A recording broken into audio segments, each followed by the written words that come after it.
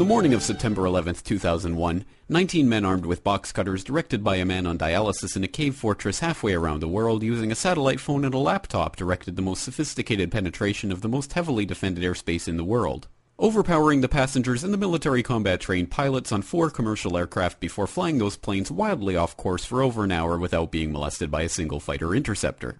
These 19 hijackers, devout religious fundamentalists who like to drink alcohol, snort cocaine, and live with pink-haired strippers, managed to knock down 3 buildings with 2 planes in New York. While in Washington, a pilot who couldn't handle a single-engine Cessna was able to fly a 757 in an 8,000-foot descending 270-degree corkscrew turn to come exactly level with the ground, hitting the Pentagon in the budget analyst office where DoD staffers were working on the mystery of the $2.3 trillion that Defense Secretary Donald Rumsfeld had announced missing from the Pentagon's coffers in a press conference the day before, on September 10th, 2001.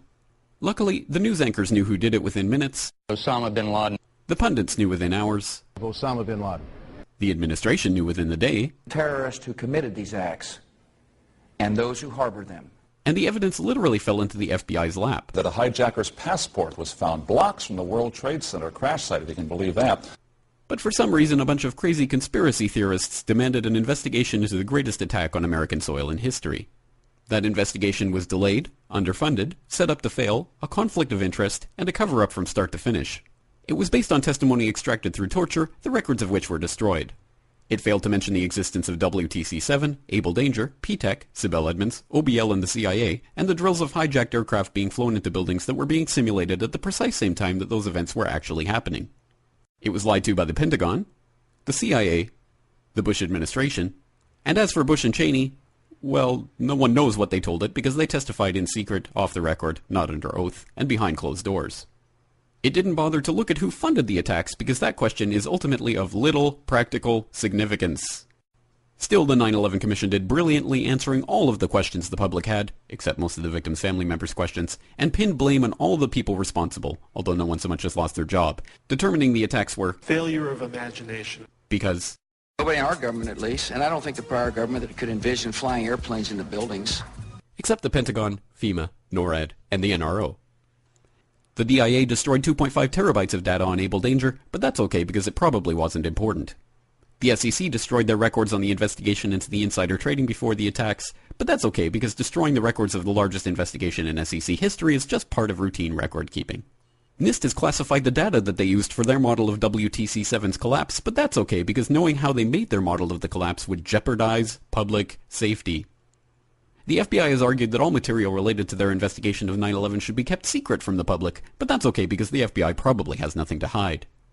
This man never existed, nor is anything he had to say worthy of your attention, and if you say otherwise, you are a paranoid conspiracy theorist and deserve to be shunned by all of humanity. Likewise him, and her. And her, and her, and him. Osama bin Laden lived in a cave fortress in the hills of Afghanistan, but somehow got away. Then he was hiding out in Tora Bora, but somehow got away. Then he lived in Abbottabad for years, taunting the most comprehensive intelligence dragnet employing the most sophisticated technology in the history of the world for a decade, releasing video after video with complete impunity and getting younger and younger as he did so, before finally being found in a daring SEAL team raid which wasn't recorded on video, in which he didn't resist or use his wife as a human shield, and in which these crack Special Forces operatives panicked and killed this unarmed man, supposedly the best source of intelligence about those dastardly terrorists on the entire planet. Then they dumped his body in the ocean before telling anyone about it. Then a couple dozen of that team's members died in a helicopter crash in Afghanistan. This is the story of 9/11, brought to you by the media which told you the hard truths about... His head could be seen to move violently forward. And... They took the babies out of the incubators. And... Mobile production facilities. And... The rescue of Jessica Lynch. If you have any questions about this story, you are a batshit paranoid tinfoil dog-abusing baby hater and will be reviled by everyone. If you love your country and or freedom, happiness, rainbows, rock and roll, puppy dogs, apple pie, and your grandma, you will never ever express doubts about any part of this story to anyone. Ever.